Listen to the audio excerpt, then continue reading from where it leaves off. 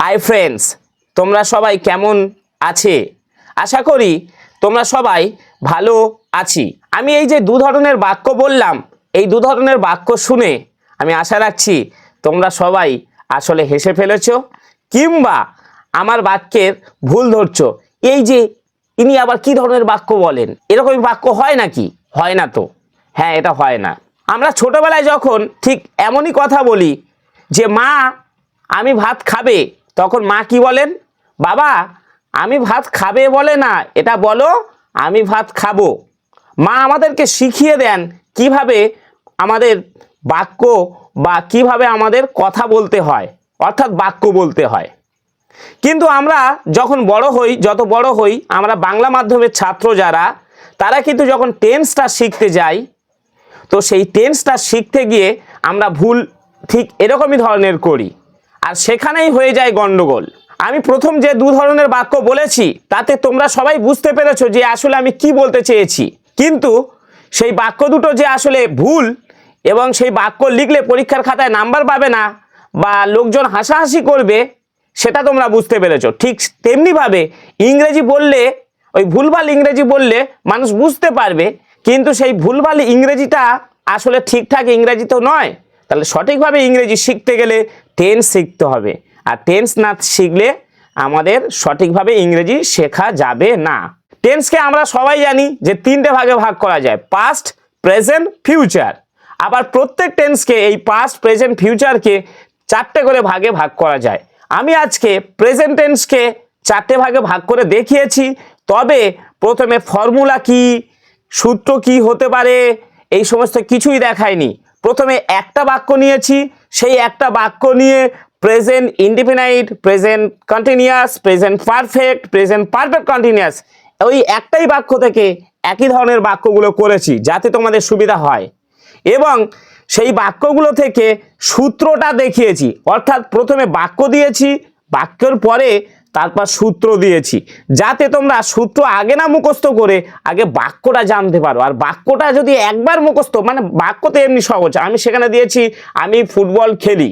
এই যে আমি ফুটবল খেলি, আমি ফুটবল খেলছি, আমি ফুটবল খেলেছি, আমি 3 ঘন্টা ধরে ফুটবল খেলছি, এই যে বাক্যটা দিলাম, এই বাক্য যদি একবার তোমার মনে থাকে, তাহলে টেন্সের ক্ষেত্রে তোমার, মানে ইংরেজির ক্ষেত্রে বলছি, এই বাক্যগুলো যেমন I play football, I am playing football, I have played football, I have been playing football since 3 hours.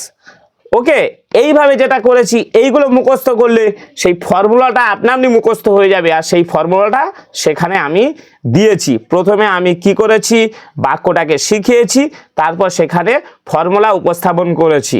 তাহলে তোমরা চলো সেই ক্লাসটা শুরু করি। তো আমি ফুটবল খেলি, এর ইংরেজিটা কি হবে? দেখো, আমি ইংরেজি হচ্ছে আই, খেলা ইংরেজি হচ্ছে প্লে, আর ফুটবল ইংরেজি হচ্ছে ফুটবল। ফুটবল ইংরেজি শব্দ থেকে এসেছে। তাহলে আমি ফুটবল খেলি, দেখো আমি ফুটবল খেলি, কিন্তু ইংরেজির ক্ষেত্রে কি হলো, আই প্লে ফুটবল, অর্থাৎ আমি খেলি ফুটবল। কিন্তু বাংলার ক্ষেত্রে বলতে গেলে বলতে হবে আমি ফুটবল খেলি, ইংরেজির ক্ষেত্রে গেলে বলতে হবে আমি আই প্লে ফুটবল। অর্থাৎ এই যে প্লেটা বসেছে, এই প্লেটার মানে হচ্ছে এইটা, সেটা কিন্তু লাস্টে না বসে মাঝখানে বসেছে, এটা বাংলার ক্ষেত্রে। ইংরেজির ক্ষেত্রে আর বাংলার ক্ষেত্রে লাস্টে বসেছে। আমরা ফুটবল খেলের ক্ষেত্রে কি হবে? আমরার ক্ষেত্রে হবে উই, প্লেটা প্লের মতো যা আছে বসিয়ে দেব, আর ফুটবলটা ফুটবলের মতো যা আছে বসিয়ে দেব।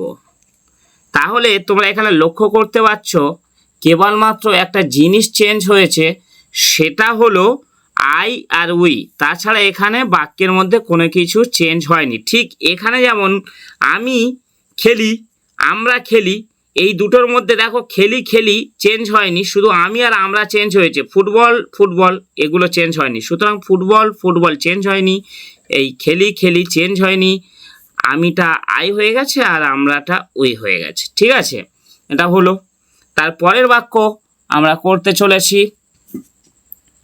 দেখো, তুমি ফুটবল খেলো, তুমি ফুটবল খেলো।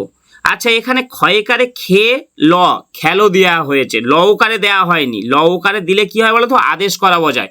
তুমি খেলো, তুমি করো, কর অকারে রো করো। অনেক ক্ষেত্রে আমরা দেখেছি যে গণিতের ভাষায় সমস্যাটির সমাধান করো বলে ক র দিয়ে দেয়। ক র বলতে আদেশ করা বোঝায় না, কিন্তু কখন বোঝায়, ক র ওকারে রো করো যখন বোঝায় তখন আদেশ করা বোঝায়, ঠিক আছে। আর কর কর মানে তুচ্ছাত্মক বাক্যে বোঝায়। আর এখানে তুমি খেলা করো মানে এটা একটা অ্যাসার্টিভ সেন্টেন্স বা ডেসক্রিপশনের মধ্যে পড়ছে। আর তুমি খেলা করো বা তুমি খেলো যখন বলবো, লওকারে লো বলবো, তখন কিন্তু সেটা কি হয়ে যাবে বলো তো, এটা আদেশ করা বোঝায়, ইম্পেরেটিভ সেন্টেন্স বোঝায়, ঠিক আছে। তাহলে লওকারে যখন হয়ে যাবে ইম্পেরেটিভ, আর লওকারে যখন না হবে তখন অ্যাসার্টিভ সেন্টেন্স। ওকে, তো দেখো, তুমি খেলা করার ক্ষেত্রে এটা কি হবে, তুমি ফুটবল খেলো, তুমি ইংরাজি হচ্ছে ইউ, আর খেলো ইংরাজি হচ্ছে, খেলা করা ইংরাজি হচ্ছে প্লে, আর ফুটবল সেই একই জিনিস আমরা এখানে বসিয়ে দিলাম। আচ্ছা, তোমরা ইংরেজির ক্ষেত্রে তুমি আর তোমরা একই জিনিস, ঠিক আছে। তো ইউ একই জিনিস, যা আছে তাই বসিয়ে দেব, একদম সেম। তুমি তোমরা ইংরেজির ক্ষেত্রে একই জিনিস, কাজেই আমরা তুমি আর তোমরা যেটা, সেটা ইংরেজির ক্ষেত্রে ইউ।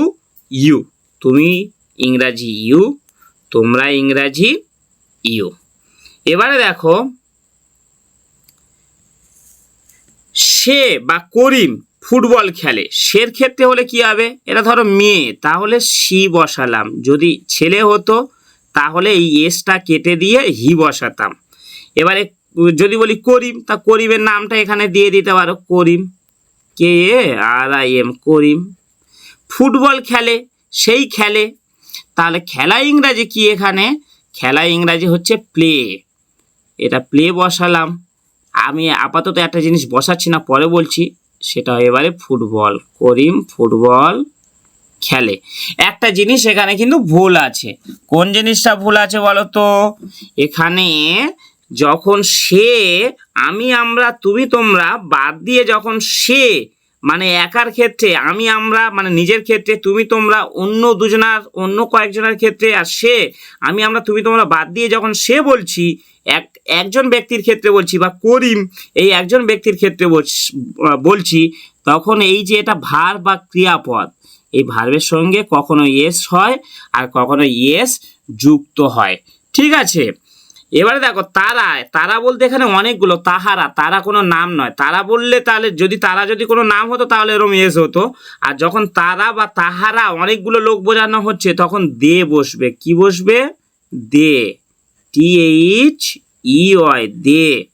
এবারে কি হবে, প্লেজ আর হবে না, প্লে। এবারে ফুটবলটা এখানে আমি লিখে দিচ্ছি। দেখো, এখানে প্লেস, এখানে এস যোগ হলো, বাদ বাকি সব ক্ষেত্রে কিন্তু এস বা ইয়েস কোনোটা যুক্ত হলো না। এবারে তোমরা একটা প্রশ্ন আমাকে করতে পারো যে দাদা বা স্যার, কেন এখানে এস বা ইয়েস যুক্ত হলো? আমি এর ক্ষেত্রে বলবো, দেখো, আমি আমরা এই দুটোকে একসঙ্গে কি বলা হয় বলো তো, ফার্স্ট পারসন। কি পারসন বলা হয়, এই দুটোকে একসঙ্গে বলা হয় ফার্স্ট পারসন। আমি আমরা এখানে এটা, আমি আর আমরা এই দুটোকে একসঙ্গে বলা হয় ফার্স্ট পারসন। আমি এখানে দাগ করে বলে দিচ্ছি, ফার্স্ট পারসন। ফার্স্ট পারসনের আবার দুটো ভাগ, আমিটা সিঙ্গুলার আর মানে একটা, আর আমরাটা প্লুরাল মানে দুটো।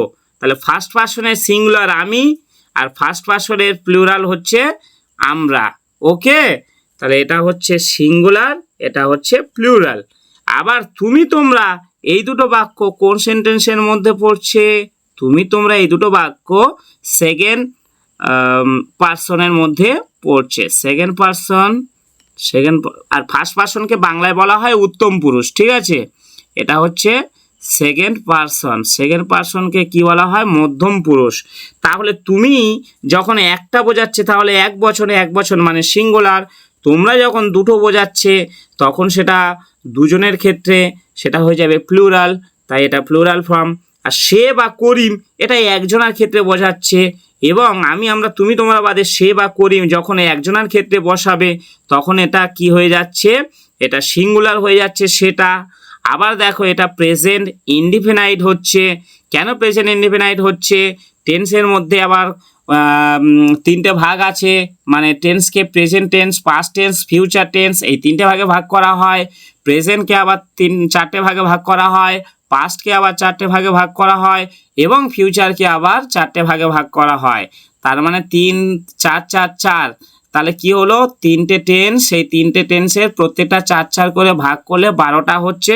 সেই 12টার মধ্যে আবার এই যে দেখতে পাচ্ছ এখানে 6টা, অর্থাৎ প্রেজেন্ট ইনডিফিনাইট বলে যে টেন্সটা প্রথমে যে ভাগ, সেই ভাগটার ক্ষেত্রে 6টা হচ্ছে। তাহলে এরকম করে প্রেজেন্ট পারফেক্টের ক্ষেত্রে 6টা হচ্ছে। ঠিক একই সেমভাবে প্রেজেন্ট কন্টিনিউয়াসের ক্ষেত্রে আবার 6টা হচ্ছে, মানে এটা কন্টিনিউয়াস, এটা পারফেক্ট, 6টা হচ্ছে। ঠিক এরপরে একইভাবে প্রেজেন্ট পারফেক্ট কন্টিনিউয়াসের ক্ষেত্রে 6টা হচ্ছে। তার মানে টোটাল এখানে কটা হলো, টোটাল 24টা হলো। তাহলে তিনটে টেন্সের ক্ষেত্রে 22টা বা 3 24 72টা তোমার কি হবে, এই ধরনের বাক্য তৈরি হবে। তাহলে তিনটে ক্লাস করলে তোমরা ঠিকঠাকভাবে টেন্সের গঠনটা বুঝতে পেরে যাবে, এটা আমি কথা দিচ্ছি এবং শিওর। তাহলে দেখো আমি ফুটবল খেলা করছি, তখন বলেছি দেখো আমি খেলা, এবারে তোমরা বলতে পারো যে প্রেজেন্ট ইনডিফিনাইট টেন্সটা কি করে বুঝবো, তাই তো তোমরা এটাই বলতে পারো প্রেজেন্ট ইনডিফিনাইট টেন্সটা কি করে বুঝবো। প্রেজেন্ট ইনডেফিনাইট টেন্সটাকে প্রেজেন্ট ইনডিফিনাইট বা সিম্পল সেন্টেন্স, প্রেজেন্ট সিম্পল বা সিম্পল প্রেজেন্ট টেন্সকে আমরা কিভাবে বুঝবো। আমি খেলা করি, তুমি খেলা করো, আমি যাই, আমি ঘুমোই, আমি খাই, আমি বসি, আমি উঠি, আমি নাচি, আমি বলি, আমি করি, এই ধরনের বাক্যগুলো যখন হবে তখন সেটার ক্ষেত্রে কি হয়ে যাবে, প্রেজেন্ট ইনডেফিনাইট টেন্স।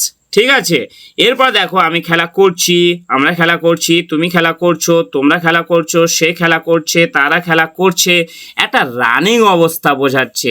এই ধরনের রানিং অবস্থা যখন বোঝানো হবে না, একটা ক্ষণিকের জন্য রানিং, আমি বাইক চালাচ্ছি, সে বাইক চালাচ্ছে, তুমি বাইক চালাচ্ছ, তোমরা বাইক চালাচ্ছ, এই ধরনের বাক্য। আমি পড়াশোনা করছি বা করাচ্ছি, তোমরা পড়াশোনা করছো বা তোমরা পড়াশোনা করছো, তোমরা ভিডিও দেখছো, তোমরা মোবাইল গান শুনছো, এই শুনছে, ছছি ইত্যাদি যখন ব্যবহার করা হবে তখন সেটা কন্টিনিউয়াস টেন্স। এর ক্ষেত্রে একটা নিয়ম তোমাদের আমি শিখিয়ে দিই, তাহলে সেক্ষেত্রে ভালো হবে। দেখো আমি খেলি, খেলি, তার মানে এখানে কি আছে বলো তো, এখানে খেলি ক্রিয়াপদ, খেলা করা একটা হচ্ছে ক্রিয়াপদ। এই ক্রিয়াপদের ক্ষেত্রে কি হবে বলো তো, হর্ষই আছে, হর্ষই আছে, খেলি হর্ষই আছে। আমরা ফুটবল খেলি, এর ক্ষেত্রেও সেই হর্ষই আছে।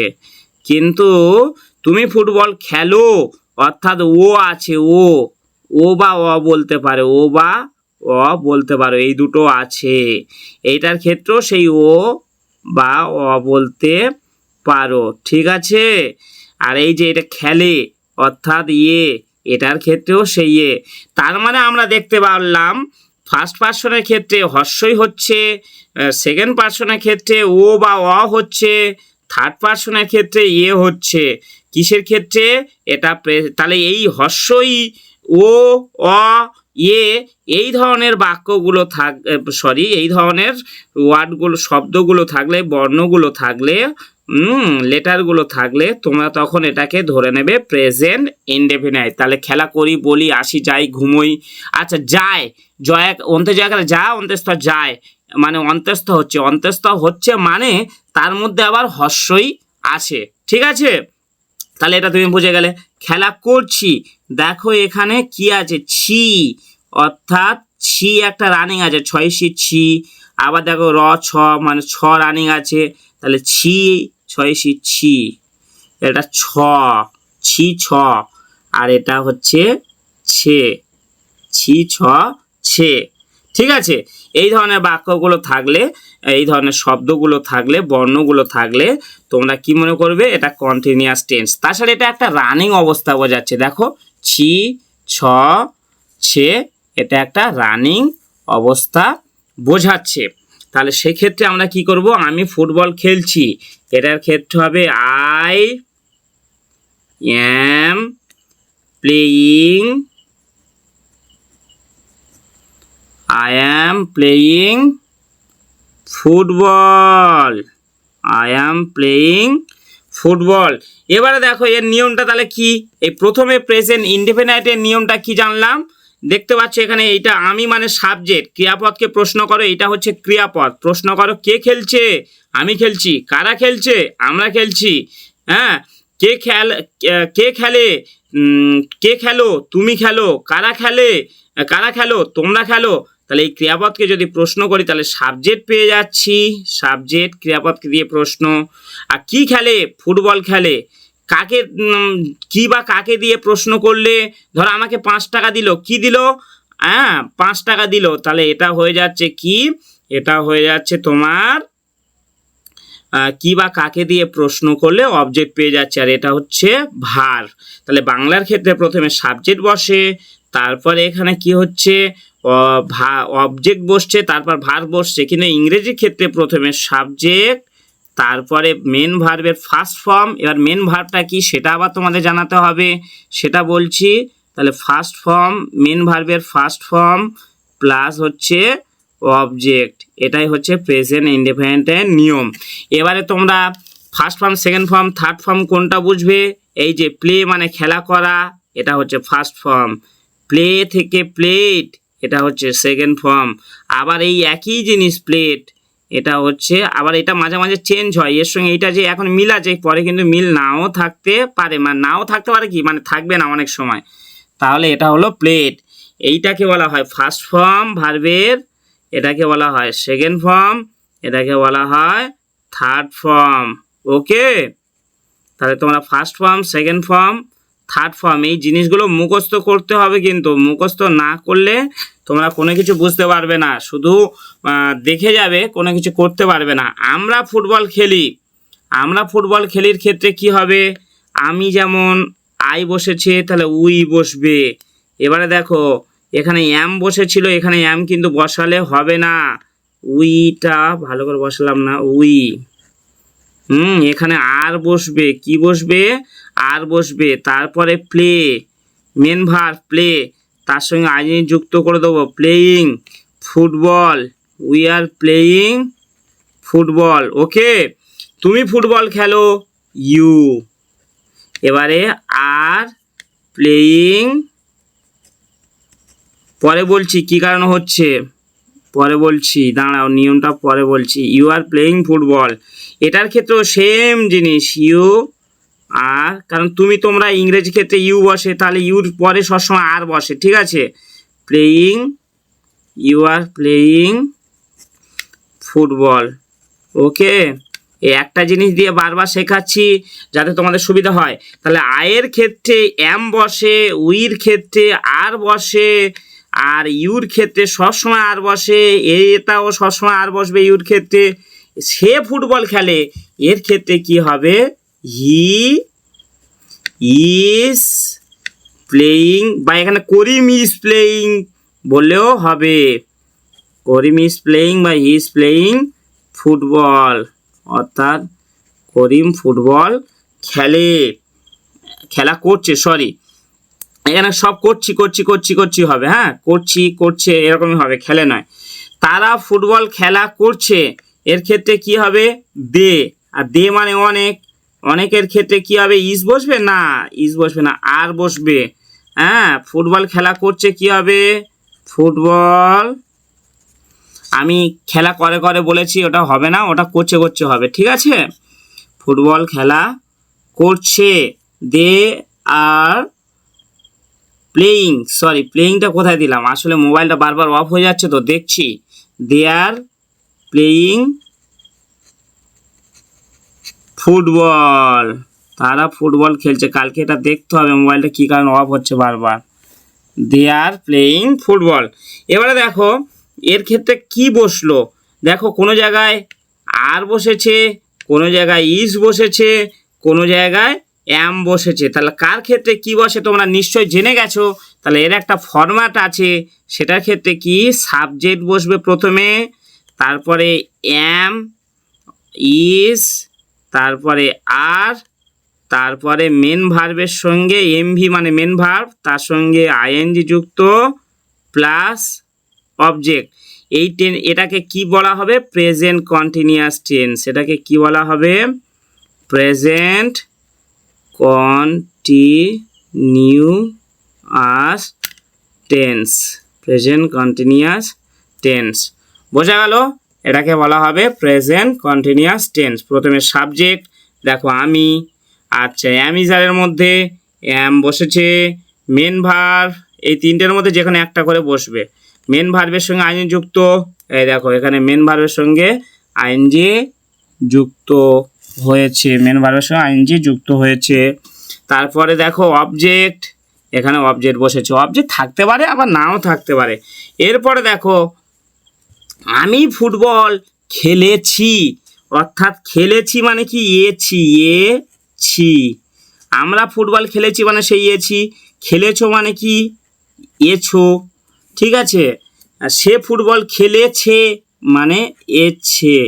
তাহলে কোনো ক্রিয়াপদের শেষে যদি এছি, এছ, এছে থাকে তাহলে সেটা আমরা নিঃসন্দেহে ধরে নেব যে এটা আসলে, তাহলে সেক্ষেত্রে আমরা নিঃসন্দেহে এই এছি, এছ, এছে যদি থাকে তাহলে নিঃসন্দেহে এটা আমরা ধরে নেব প্রেজেন্ট পারফেক্ট টেন্স। ওকে, তো সেক্ষেত্রে কি হবে? তাহলে আয়ের পর সবসময় হ্যাভ বসে, আবার হ্যাডও বসে, কিন্তু এখানে হ্যাভ বসবে। আই হ্যাভ প্লে, এটা মেন ভার্ব প্লে, তার সঙ্গে ইডি যোগ হবে, অর্থাৎ মেন ভার্বের থার্ড ফর্ম বসলো। কেন বসলো? একটু আগে আমি দেখিয়েছি, এটা হচ্ছে ফার্স্ট ফর্ম, এটা হচ্ছে সেকেন্ড ফর্ম, এটা হচ্ছে থার্ড ফর্ম। তাহলে কোথায় থার্ড ফর্ম বসে, কোথায় ফার্স্ট ফর্ম বসে, তোমরা আপাতত এই দুটো বুঝতে পেরে গেছো। হ্যাঁ, ফার্স্ট ফর্মগুলো এই প্রেজেন্ট ইনডিফিনিটের ক্ষেত্রে বসে, সেকেন্ড ফর্ম এখনও কোথায় বসে সেটা আমি দেখাইনি, থার্ড ফর্ম কোথায় বসে সেটা আমি দেখাচ্ছি। আর এই প্লে মেন ভার্ব, এই মেন ভার্বের সঙ্গে আইন যুক্ত কোথায় হয় সেটা আমি এই এখানে দেখিয়েছি 7 থেকে 12 নম্বরের ক্ষেত্রে। ঠিক আছে, আর 13 থেকে 18 নম্বর পর্যন্ত এছি, এছ, এছে এর ক্ষেত্রে ভার্বের এই থার্ড ফর্মটা বসবে, সেটা আমি কিন্তু দেখাচ্ছি। ভালো করে বুঝে নাও, এগুলো মুখস্থ করবে, তাহলে পরের ক্লাসগুলো সুবিধা হবে। আমি বাচ্চাদের পড়াই, ভালো করে আয়ত্ত করে নাও। তাছাড়া শুধু যারা পড়াশোনা করছো তা নয়, যারা শিখতে চাইছো, অনেক দিন আগে শিখেছো এবং শেখোনি, এখনো পর্যন্ত মানে কিছু কিছু শিখেছো, কথা বলতে চাইছো বাইরে অন্যান্য লোকেদের সঙ্গে, তারা শেখো ভালো করে। আই হ্যাভ প্লেড, তাহলে football, I have played football, I have played football, এটা হয়ে গেল।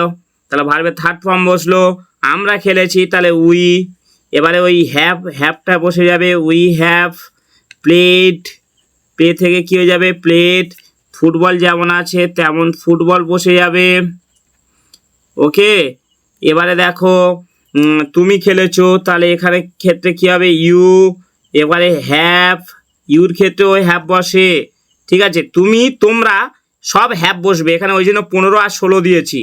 তুমি তোমরা সব হ্যাভ বসবে। You have played football, played football হয়ে গেল।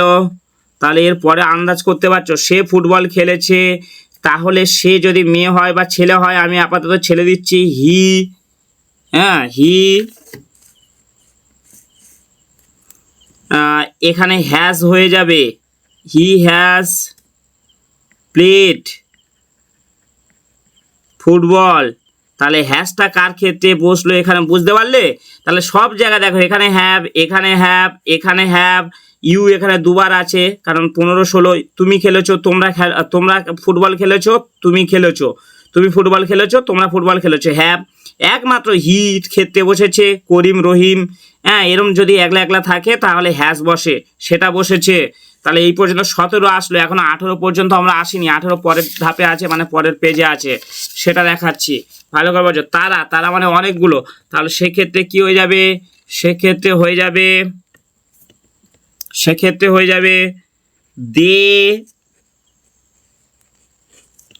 Have played football, they have played football. Okay, তাহলে তারা ফুটবল খেলেছে। তাহলে দেখো হ্যাভ, তাহলে একজনের ক্ষেত্রে হ্যাজ বসে, তাহলে এটার নিয়মটা কি? এটাকে বলা হচ্ছে প্রেজেন্ট পারফেক্ট টেন্স। তো প্রেজেন্ট লিখে দিচ্ছি, প্রেজেন্ট এই যে তোমার কত থেকে কত পর্যন্ত করালাম, এই যে 13 থেকে 18 পর্যন্ত করাচ্ছি, এটাকে প্রেজেন্ট পারফেক্ট টেন্স বলে। Present perfect tense. এটার ক্ষেত্রে কি নিয়ম? এটার ক্ষেত্রে হচ্ছে সাবজেক্ট হ্যাজ, ওই হ্যাজ একজনের ক্ষেত্রে বসলো, বুঝলে? আর এই হ্যাভ ভার্বের থার্ড ফর্ম, তাহলে ভার্বের থার্ড ফর্ম প্লাস অবজেক্ট। ওকে, এটা বসে গেল। তারপরে দেখো আমি সকাল থেকে ফুটবল খেলছি। এর আগে দেখো এখানে এই যে করছি করছি এরকম বলছিলাম না, করছো, আর এই যে খেলছি খেলছি, ঠিক একই জিনিস। হ্যাঁ, তাহলে চেঞ্জটা কোথায় হচ্ছে?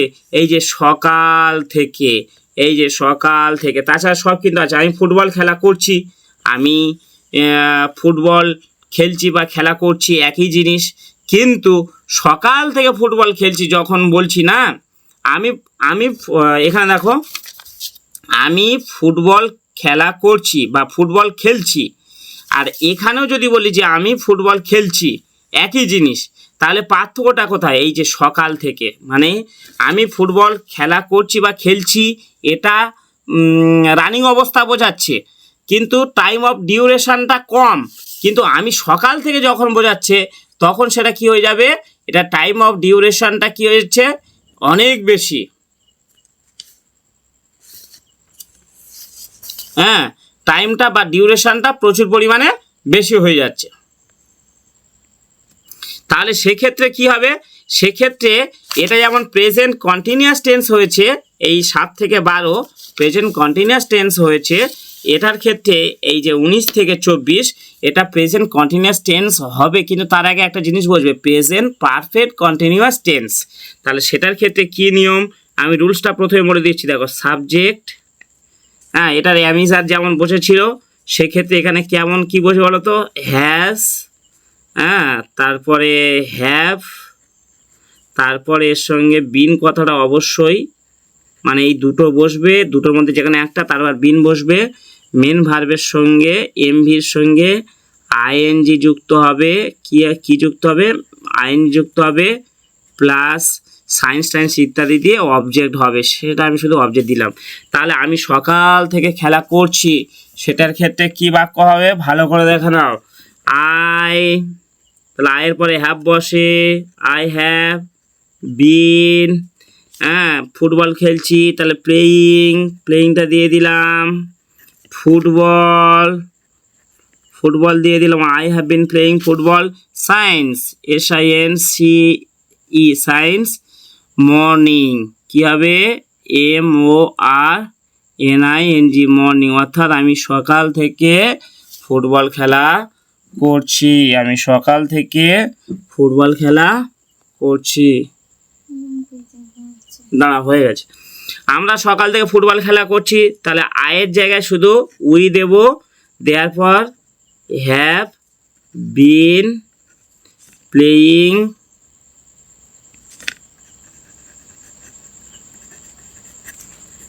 Football since morning. মর্নিংটা লিখলাম না, শুধু এইভাবে দিয়ে দিলাম। ওকে, তারপরে দেখো তুমি সকাল থেকে, তাহলে you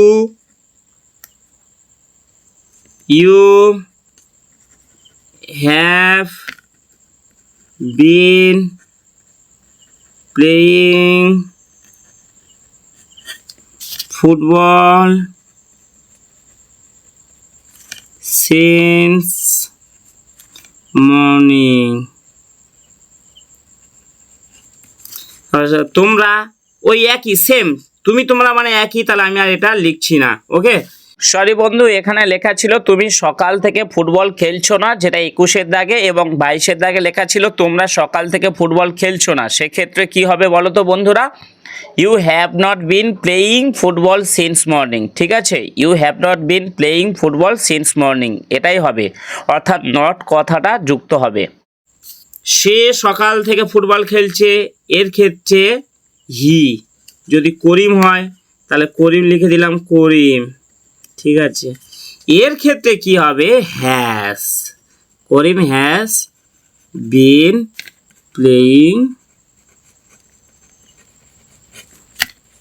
football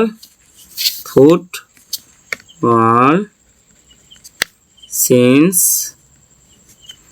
morning. Okay, since morning. এরপরে কি হবে? তারা মানে সে অনেকজন, তাহলে দে। এবার যদি তোমরা ইন্টারেস্ট হও, পরের ক্লাস প্রেজেন্ট টেন্স তো করালাম, প্রেজেন্ট ইনডিফিনাইট করালাম, প্রেজেন্ট পারফেক্ট করালাম, প্রেজেন্ট ইনডিফিনাইট করালাম, প্রেজেন্ট কন্টিনিউয়াস করালাম, প্রেজেন্ট পারফেক্ট করালাম, প্রেজেন্ট পারফেক্ট কন্টিনিউয়াস করাচ্ছি। তাহলে এরপর তোমরা যদি ইন্টারেস্ট হও, পাস্টের ক্ষেত্রে যে 4টে ভাগ সেটা করাবো, আবার ফিউচারের ক্ষেত্রে যে 4টে ভাগ সেটা করাবো। দে হ্যাভ বিন। আর মনে অন্যান্য কিছু প্রশ্ন থাকলে বলবে, আমি কমেন্ট সেকশনে জানিয়ে দেবো। They have been playing football since morning. For a long time বলা যায়, তাহলে সকাল থেকে আর বললে হবে না, অনেকক্ষণ ধরে বলতে হবে। বুঝতে পেরেছ? এই পর্যন্ত ক্লাসটা এন্ড হয়ে গেল।